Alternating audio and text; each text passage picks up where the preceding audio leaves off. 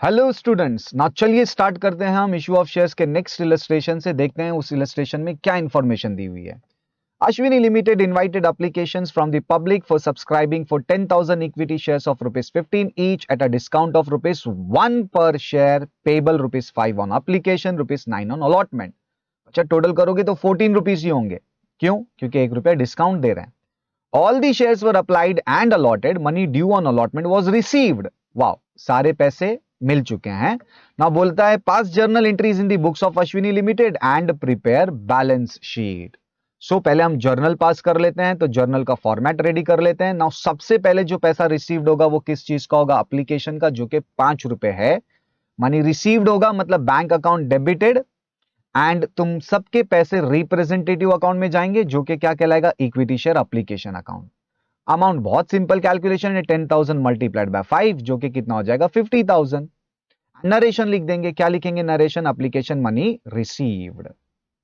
ना अब जो एप्लीकेशन के पैसे आ चुके हैं उसे हम कैपिटल में ट्रांसफर करेंगे। तो for cancellation of application account, application account को डेबिट करेंगे और टू इक्विटी शेयर कैपिटल को क्रेडिट करेंगे, एंड अमाउंट जो होगा वो 50,000 ही होगा। नरेशन लिख देंगे। नरेशन क्या आ जाएगा? बीइंग एप्लीकेशन मनी जो रिसीव्ड हुआ है उसे हम क्या कर रहे हैं? ट्रांसफर कर रहे हैं कैपिटल में। ओके, ये बात हुआ किसका? एप्लीकेशन का। नाउ अब जाना है हमें किस पर? अलॉटमेंट पर। अब अलॉटमेंट के 9 रुपए हैं। चलो ठीक है, वेरी गुड। वो जो 9 रुपए हैं उसका हम सबसे पहले जो ड्यू का एंट्री पास करते हैं ना, वो क्या होता है पता है? ड्यू का एंट्री, मनी रिसीवेबल है तो allotment account is debited, and पैसों को कैपिटल में ट्रांसफर करना होता है तो to equity share capital account. ये हमारा कॉमन एंट्री होता है।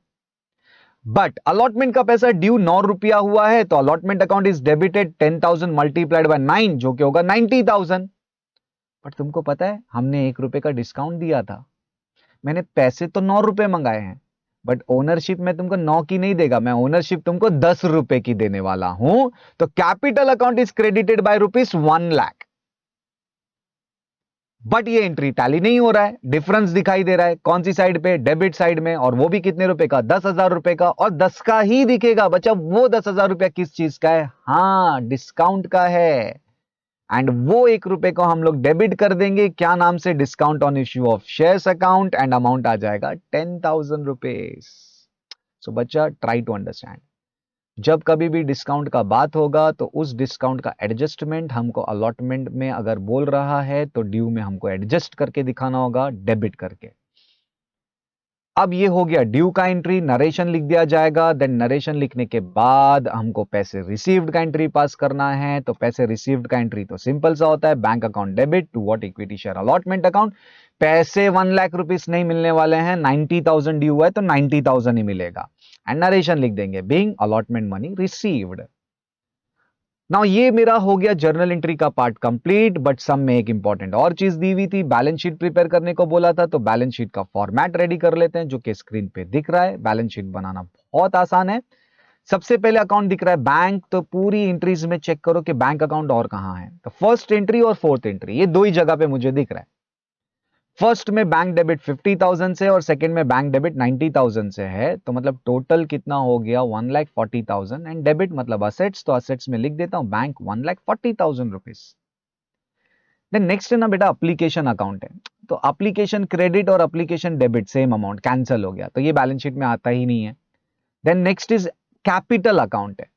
कैपिटल एक सेकेंड एंट्री में है और एक थर्ड एंट्री में दिखाई दे रहा है। सेकेंड एंट्री में कितना है? 50,000 है, और थर्ड एंट्री में कितना है? 1 लाख रुपीज है। मतलब टोटल कितना हो गया? 1,50,000। और क्रेडिट मींस लाइबिलिटी, तो लाइबिलिटी में मैं क्या रिकॉर्ड करूंगा? 1,50,000 रुपीज।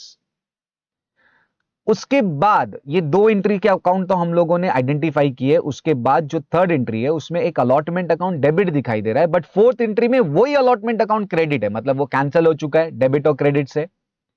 एक अकाउंट और बचता है जो कि discount on issue of shares account है, जो डेबिट बैलेंस शो कर रहा है। सो बच्चा, डेबिट बैलेंस का मतलब ही असेट्स होता है। सो ये discount on issue of shares जो डेबिट में दिखाई दे रहा है, इसे हम असेट्स में ट्रांसफर करेंगे 10,000 रुपीज। एंड इसके अलावा और कोई अकाउंट पेंडिंग नहीं है। तो हमारा ये बैलेंस शीट क्या हो जाएगा? इक्वल दिखाई दे रहा है, मतलब टैली हो जाएगा। कितने रुपए से टैली हो जाएगा? 1,50,000 रुपीज से।